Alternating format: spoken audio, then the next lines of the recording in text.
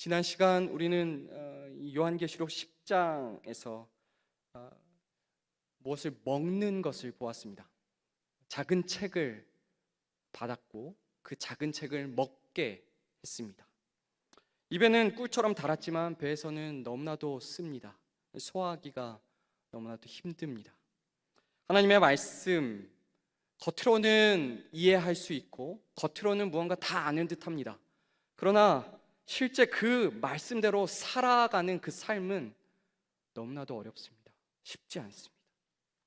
신자라는 이름, 하나님의 자녀라는 신분, 그리고 주님의 몸이라는 이 정체성을 가지고 이 땅에서 살아가는 것, 겉으로는 쉬워 보일 수 있고 그저 그 자리에 앉아만 있으면 되는 것 같지만 사실 그렇지 않습니다.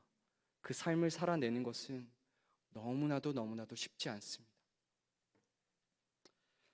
우리는 계속된 재앙 시리즈, 우리 이번에는 나팔 재앙 시리즈, 나팔 재앙 안에서 잠깐 이 막간 장면을 통하여서 우리 잠시 멈추고 산 꼭대기에서 하나님의 시각으로 그 전쟁의 장면을 바라보게 됩니다. 우리 하나님의 눈으로 그 상황들을 바라볼 때에 그 땅에 있어서 그 땅에서 싸우고 있는 하나님의 백성들은 어떤 자세와 어떤 믿음으로 살아가야 하는가, 우리가 그것을 바르게 점검케 되기를 소망합니다. 우리 네 가지로 정리해서 말씀을 전합니다. 첫째, 교회는 고난을 받지만 하나님의 보호 안에 있습니다. 교회는 고난을 받지만 하나님의 보호 안에 있습니다. 이 땅 주님의 교회, 그 정체성을 분명히 하는 교회들은 분명히 고난을 받습니다. 그러나 그 고난의 순간에도 하나님은 그저 뒷짐지고 구경하고 계신 것이 아니라 하나님의 보호하심이 그 하나님의 백성, 하나님의 그 교회에 계속 작용하고 있다는 사실을 우리가 꼭 기억해야 합니다. 그것이 요한계시록에 계속해서 반복되어 나타납니다. 특별히 오늘 우리가 집중하는 이 11장 말씀에도 그 말씀이, 그 의미가 강조되어 나타납니다. 우리 1절과 2절 말씀을 함께 읽어보겠습니다. 1절, 2절입니다. 또 내게 지팡이 같은 갈대를 주며 말하기를 일어나서 하나님의 성전과 제단과 그 안에서 경배하는 자들을 측량하되 성전 바깥 마당은 측량하지 말고 그냥 두라. 이것은 이방인에게 주었은즉 그들이 거룩한 성을 42달 동안 짓밟으리라. 측량을 하는 공간이 있습니다. 그리고 내버려 두는 공간이 있습니다. 여기서 측량한다, 이 측량한다는 것은 단순히 길이를 재는 것만을 의미하지 않습니다. 구약 에스겔 선지자를 통하여서 우리에게 말씀한 바, 하나님께서 성전과 그 외의 공간을 측량하는 것을 에스겔 선지자에게 보여주십니다. 그때의 그 의미가 이 요한계시록에도 그대로 이어지는 것을 우리가 발견하게 됩니다. 에스겔 42장 말씀에 이러한 말씀이 있습니다. 그가 이같이 그 사방을 측량하니 그 사방 담 안 마당의 길이가 500척이며 너비가 500척이라. 그 담은 거룩한 것과 속된 것을 구별하는 것이더라. 측량하는 공간이 있습니다. 그 공간, 하나님의 성전, 거룩한 곳입니다. 그리고 그 외의 공간들도 이곳에 많이 나와 있습니다. 에스겔서에는 이 40장에서부터 성전 구석구석을 이 측량하는 것을 보여줍니다. 이 측량이 다 끝난 다음에 하나님의 이 성전 안에 들어가시는 것을 보여줍니다. 성전을 측량한 위에 그 성전 안에 들어가시는 것입니다. 에스겔 선지자일 때 성전이 정말 말로 다 할 수 없을 정도로 더럽혀지고 정말 각종 우상들로 그곳이 넘치고 넘치는 그런 모습이었습니다. 그리고 결국은 그 성전은 멸망에 부서지게 될 것입니다. 그러나 하나님이 이 성전 또한 보호하시고 또 결국은 임재하시고 하나님께서 회복시킬 것을, 하나님의 영광이 이곳에 가득하게 될 것을 에스겔 선지자에게 성전을 측량하는 모습을 통하여서 보여주셨습니다. 결국 측량, 무언가를 잰다, 여기에서부터 여기를 잰다, 이 분명한 행위를 통하여서 이것은 실제다, 분명하다, 명확하다 라는 것을 우리에게 말씀해 주시는 것입니다. 결국 하나님의 회복이 있습니다. 하나님의 보호하심이 있습니다. 하나님께서 그 안에 임재하셔서 하나님의 공간으로서 정말 단단하고 든든하게 하나님이 이루어 가십니다. 이 의미를 안다면 11장 말씀을 읽을 때에 이 측량한다라는 개념에서 하나님이 보호하고 계시는 부분이 분명히, 너무나도 분명히 있다라는 것을 우리에게 알게 됩니다. 성전, 제단, 그 안에서 경배하는 자들은 측량하되 그러나 그 밖은 내버려 두라. 결국 그 핵심적인 성전 안 하나님께서 보호하십니다. 그리고 계속되게 회복되게 하십니다. 그러나 그 이외의 공간은 참으로 비참한 상태에 이르게 됩니다. 성전 밖에서 일어나는 일은 이방인들의 짓밟음이 일어납니다. 거룩한 성을 42달 동안 짓밟히도록 하나님은 내버려 두라 하십니다. 짓밟히는 곳, 참으로 놀랍게도 그 곳의 이름 거룩한 곳입니다. 거룩한 성입니다. 거룩한 성인데 그 거룩한 성이 이방 다른 자들에 의해서 처참하게 짓밟힙니다. 바로 이 거룩한 성은 하나님의 통치가 있었던 곳이고 하나님의 백성의 터전이었습니다. 그러나 42달이라고 하는 정해진 이 일정한 기간 동안에 처참하게 짓밟히게 될 것입니다. 거룩한 곳이 짓밟힙니다. 여기서 42달이라는 짧지 않은 기간, 어떻게 보면 긴 시간 짓밟힙니다. 그러나 이방 그리고 그 짐승을 따르는 자들에 의해서 짓밟힘을 당하는 공간이 있지만 그렇지 않은 공간이 있다는 것을 우리가 꼭 기억해야겠습니다. 성전과 제단과 그 안에서 경배하는 자들은 하나님이 보호하십니다. 그것은 결코 내어주시지 않습니다. 허락하지 않습니다. 사람들은 거룩한 곳을 짓밟습니다. 이것은 교회가 너무나도 많은 유혹과 핍박, 환난과 어려움을 겪는 그 모습에 견줄 수 있습니다. 교회는, 이 땅의 교회는 하나님의 터전으로 살아갑니다. 하나님의 백성으로 살아갑니다. 그러나 그들은 참으로 쉽지 않은 삶을 살아가게 됩니다. 그러나 분명한 것은 그 짓밟힘 또한 하나님의 허용 가운데 이루어지는 제한된 일이라는 것입니다. 42달, 짧지 않은 시간이지만 분명 끝이 있습니다. 그리고 그 짓밟힘 중에서도 성전과 예배하는 자들, 하나님이 끝까지 보호하십니다. 이렇게 교회는 고난을 받는다는 사실, 우리 요한계시록 2장과 3장에서 나타나는 7교회로 대표되는 이 땅의 모든 교회, 그 교회는 수많은 유혹과 핍박, 환난을 겪습니다. 그러나 그 가운데서도 하나님이 이렇게 주문합니다. 끝까지 이기는 자는 내가 그 면류관을 주리라. 끝까지 이기는 자는 그 흰옷을 입히리라. 그 영생을 누리리라. 고난을 받습니다. 그러나 하나님의 보호 안에 있습니다. 42달 이후에는 이 짓밟혔던 거룩한 성이 진짜 정말 온전한 거룩한 성으로 나타나게 될 것입니다. 성도 여러분, 우리가 꼭 기억해야겠습니다. 우리가 고난받는 것, 우리가 어려움 가운데 거하는 것, 그러나 그것 또한 하나님이 알고 계신다는 것, 하나님의 허용 속에서 이루어지는 제한된 일들이라는 것입니다. 꼭 기억하시고 고난으로 인하여 포기하지 마십시오.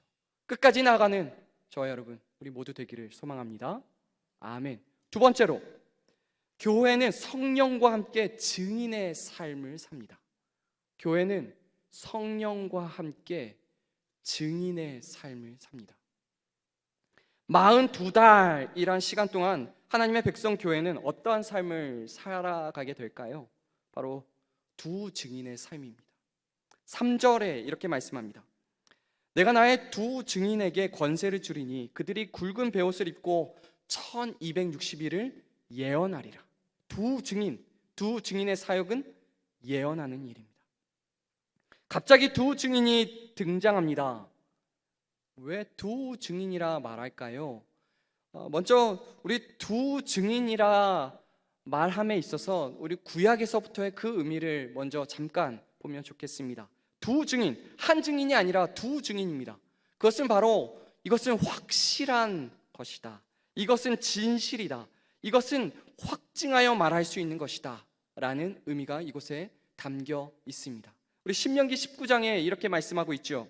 사람의 모든 악에 관하여 또한 모든 죄에 관하여는 한 증인으로만 정할 것이 아니오 두 증인의 입으로나 또는 세 증인의 입으로 그 사건을 확증할 것이며, 두 증인으로부터 이 진실의 말이 나타나기 시작합니다.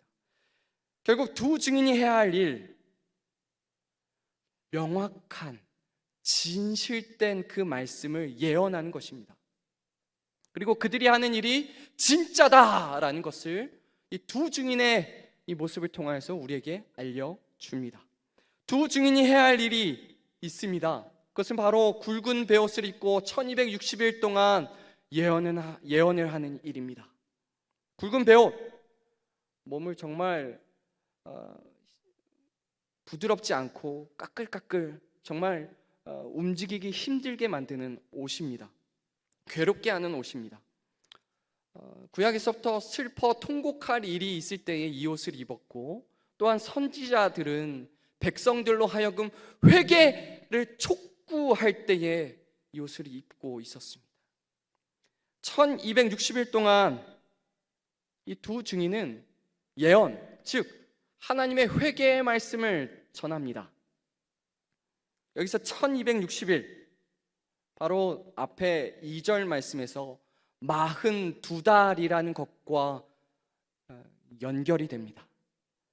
42달, 히브리 달력에서는 한 달이 30일인데요 이 30일로 계산하면 42달은 1260일이 나옵니다.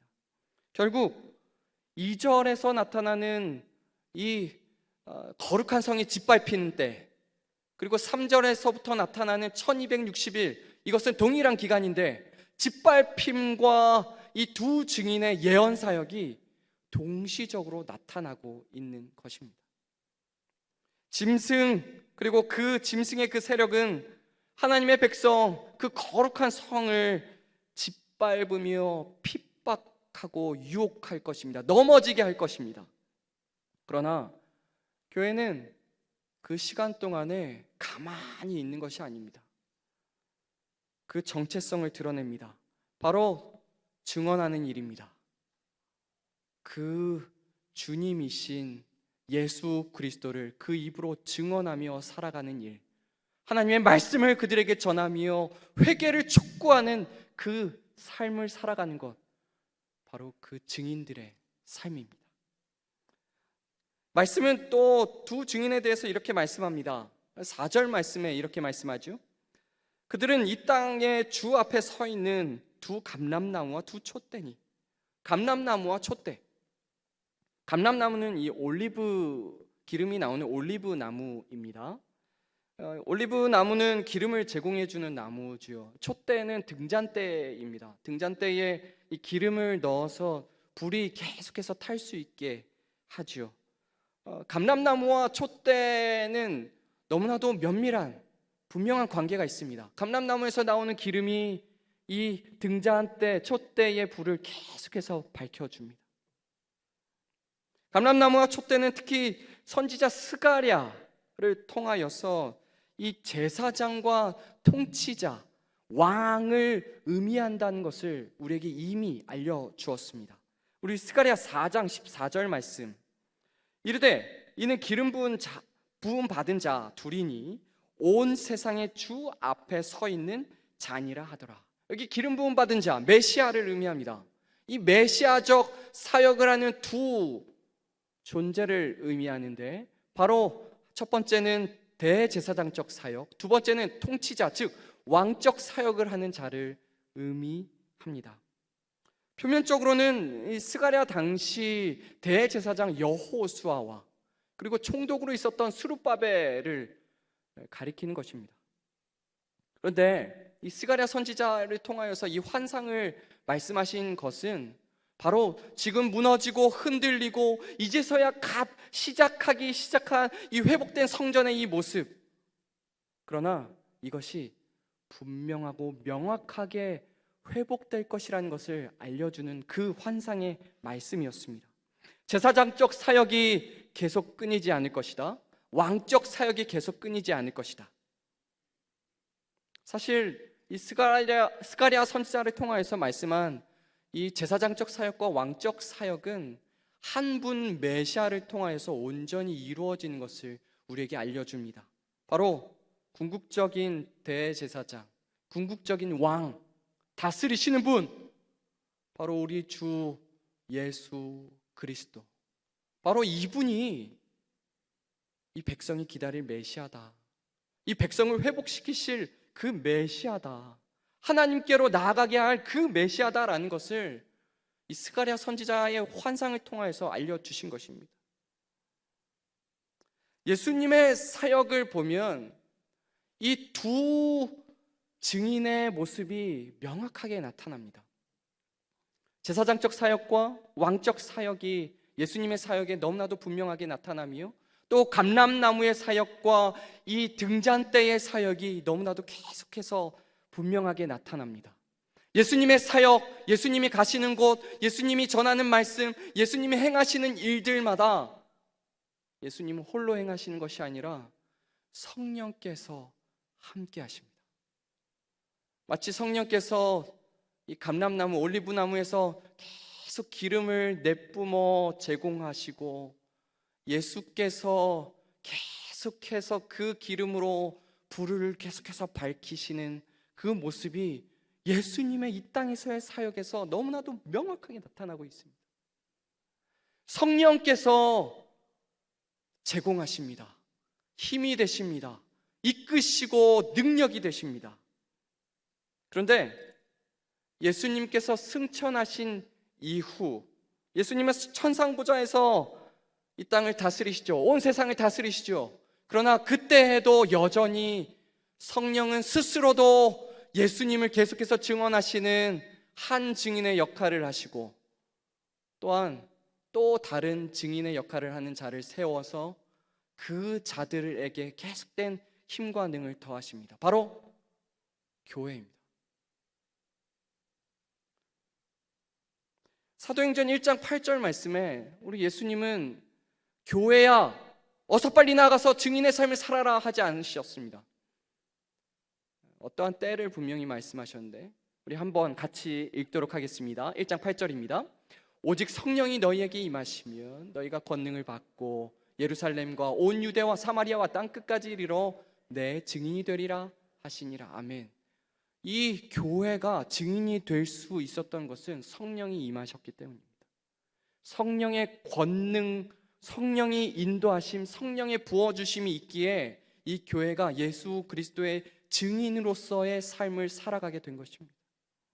결국 이 11장, 요한계시록 11장 말씀에서 말씀하는 바, 이 사도행전에서부터 계속해서 이어지는 동일한 그 말씀입니다. 바로 성령께서 예수님을 증언하십니다.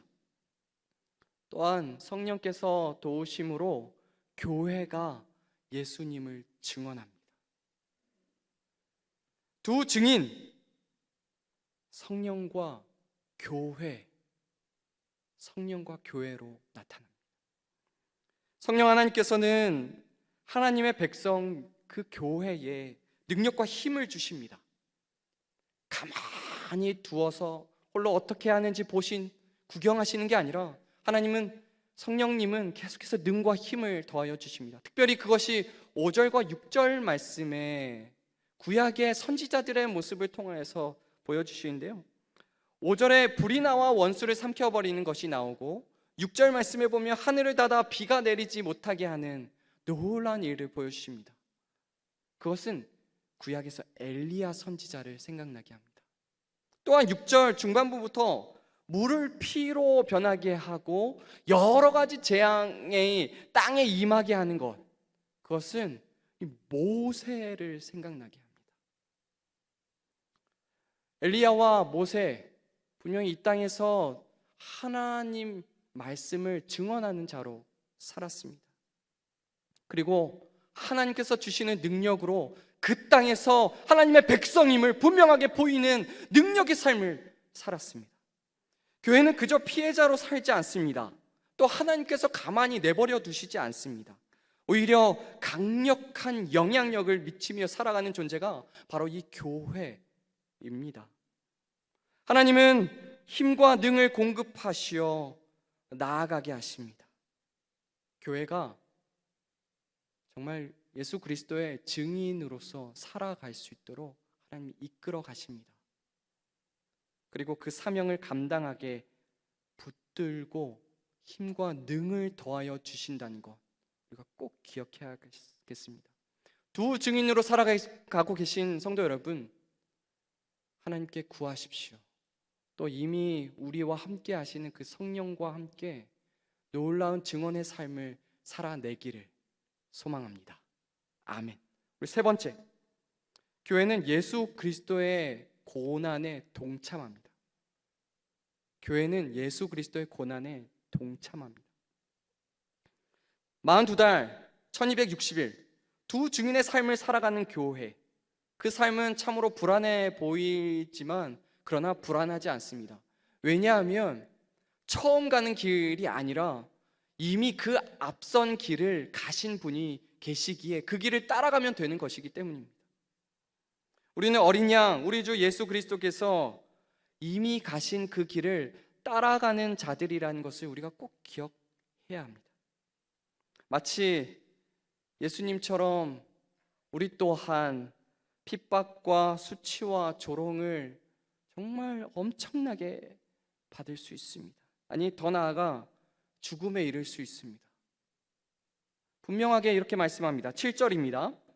그들이 그 증언을 마칠 때에 무적행으로부터 올라오는 짐승이 그들과 더불어 전쟁을 일으켜 그들을 이기고 그들을 죽일 터인즉, 증언이 끝나는 때에, 그러니까 증인으로서 삶을 다 살 때에까지 하나님 보호하십니다. 그러나 그 이후에 짐승의 활개를 통하여서 실제로 죽어갈 수 있습니다. 실제로 대부분의 사도들이 그렇게 죽어갔고 수많은 믿음의 선조들이 그렇게 죽었습니다. 육신이 죽은 이후에도 너무나도 비참한 조롱을 받는 이 교회의 모습을 우리가 발견케 됩니다. 우리 8절 말씀입니다. 그들의 시체가 큰 성 길에 있으리니, 그 성은 영적으로 하면 소돔이라고도 하고 애굽이라고도 하니 곧 그들의 주께서 십자가에 못 박히신 곳이라. 아멘. 죽었는데요, 시체를 그 대로 길 한중간에 그냥 두어버립니다. 그리고 9절 말씀을 보면 백성들과 족속과 방언과 나라 중에서 사람들이 그 시체를 사흘 반 동안을 보며 무덤에 장사하지 못하게 하리로다. 사람이 죽었는데 장사를 하지 못하게 합니다. 장례를 치르지 못하게 합니다. 더 나아가서 10절 말씀에는 축제가, 잔치가 이루어집니다. 10절입니다. 이 두 선지자가 땅에 사는 자들을 괴롭게 한 고로 땅에 사는 자들이 그들의 죽음을 즐거워하고 기뻐하여 서로 예물을 보내리라 하더라. 이 두 선지자의 사역이 끝나니, 예언의 일들이 끝나니 이 짐승의 세력들은 너무나도 기뻐 날뜁니다. 정말 교회가 얼마나 큰 수치와 모욕을 당하고 있는지 우리 머리로 생각만 해도 참으로 안타까운 순간입니다. 참으로 비참합니다. 속상합니다. 안타깝습니다. 그러나 우리가 꼭 기억해야 할 것은 반전이 있다는 것입니다. 반전이 있다는 것입니다. 이 두 증인이 죽은 곳을 8절에서 영적으로 소돔과 애굽이라 말하며 주님께서, 즉 예수님께서 죽으신 예루살렘이라고 이야기합니다. 소돔과 애굽, 예루살렘 공통점은 바로 의인이 핍박받은 곳입니다. 그런데 우리가 아는 바 결국은 그곳이 하나님의 심판으로 인하여서, 의의 심판으로 인하여서 멸망받을 것이라는 것. 11절, 12절 말씀에 이 두 증인이 죽었지만 더 놀라운 일이 나타나게 됩니다. 11절, 12절입니다. 3일 반 후에 하나님께로부터 생기가 그들 속에 들어가매 그들이 발로 일어서니 구경하는 자들이 크게 두려워하더라. 12절, 하늘로부터 큰 음성이 있어 이리로 올라오라 함을 그들이 듣고 구름을 타고 하늘로 올라가니 그들의 원수들도 구경하더라. 두 증인은 죽임을 당하고 수치를 당합니다. 그러나 3일 반이 되자 마른 뼈들의 생기가 들어가 살아나듯 두 증인이 살아납니다. 그리고 하늘로 올라갑니다. 예수님처럼요. 3일 반, 분명한 의미가 있습니다. 우리 앞에서 2절과 3절 말씀에 42달 1260일 동안 참으로 이 긴 시간 동안에 이 하나님의 백성 그리고 거룩한 곳이 짓밟히게 되는 일들이 있는데요. 그러나 이후에 죽임을 당하는 날 부활하기까지 3일 반, 1260일 42달을 연 단위로 계산을 하면 3년 반입니다. 3년 반. 3년 반. 그런데 이 두 증인이 죽었다가 이 수치를 당하고 엄청난 수치를 당하고 모욕을 당하고 있는 이때 3일 반, 3년 반과 3일 반은 비교하면 상대적으로 매우 길고 매우 짧은 시간이라는 것. 바로 이것입니다. 교회가 받는 고난과 수치는 짧다. 고난을 받고 수치를 당할 것이다. 그러나 그 시간은 짧다. 그리고 그 이후에 영광이 남았다. 교회 속에 예수님이 계십니다. 더 정확하게는 고난 당하는 교회 속에 고난 당하신 예수님이 계십니다.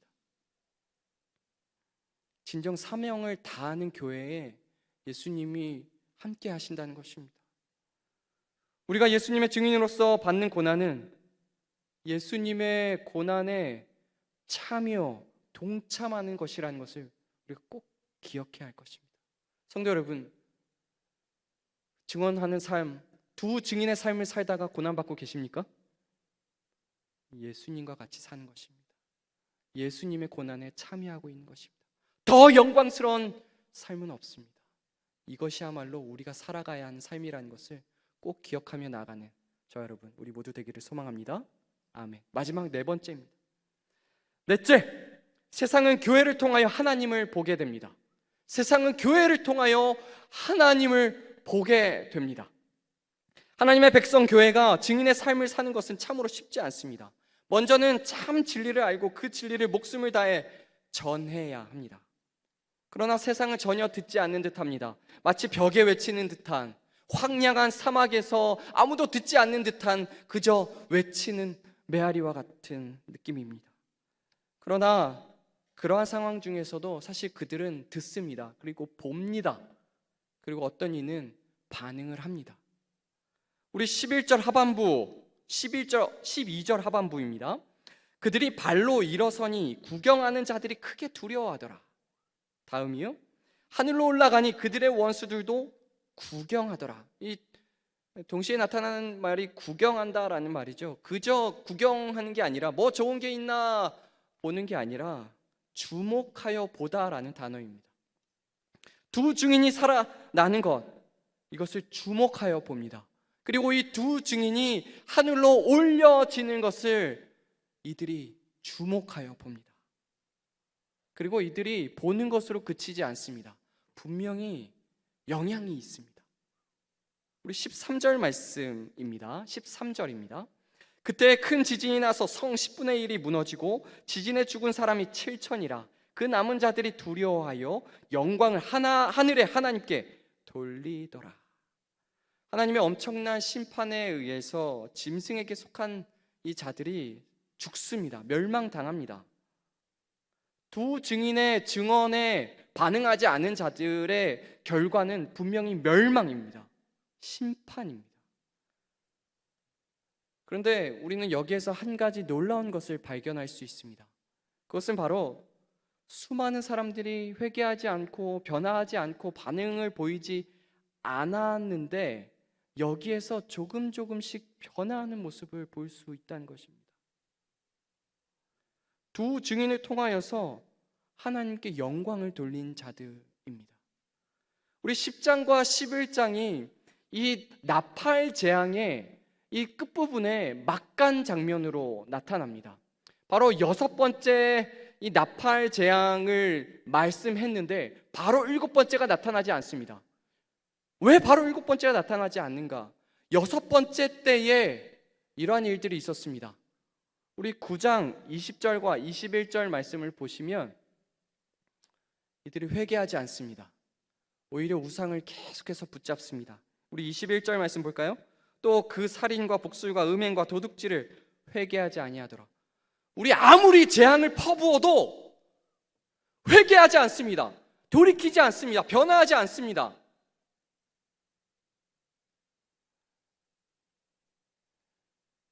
그런데 이 11장 13절 끝부분을 보면 하나님을 두려워하고 영광을 하나님께 돌리는 자들이 생겼습니다. 바로 이 10장과 11장 이 막간에 하나님의 성도들, 백성들, 그리고 이 교회가 이 땅에서 감당해야 될 그 일이 단순히 견디는 것으로 끝나지 않는다는 것입니다. 이들이 증언하는 것, 이들이 예수 그리스도의 두 증인으로 살아가는 것, 이들의 입을 통하여서 하나님의 말씀이 전해지는 것, 이것이 저들의 귀에 들려지고 또 저들이 주목하여 바라보게 되며 또 어떤 이들은 정말 조금씩 변화하게 된다는 것입니다. 두 증인의 삶을 사는 것은 참으로 쉽지 않습니다. 죽음을 당하고 갖은 모욕과 멸시 그리고 수치를 당하게 됩니다. 그럼에도 이 증인으로서의 삶을 통하여서 변화할 것 같지 않은 자들이 조금씩 변화합니다. 하나님을 두려워합니다. 하나님을 바라보게 됩니다. 결국 우리가 이 땅에서 해야 될 일이 무엇인지를 다시 한번 알게 됩니다. 바로 그 두 증인의 삶인데 그 두 증인의 삶을 끝까지 살아내는 것, 그것을 이 사람들에게 보이며 또 그 사람들에게 하나님이 어떠한 분이신지, 우리 주 예수 그리스도가 어떠한 분이신지를 분명하게 나타내는 것, 그것을 통하여서 하나님은 우리를 사용하시어 이 땅에 하나님의 백성을 구원하시고 하나님의 의의 심판을 행하며 나아가십니다. 성도 여러분, 두 증인의 삶을 살며 고난받고 계십니까? 예수 그리스도의 고난에 동참하고 있다는 사실을 꼭 기억하십시오.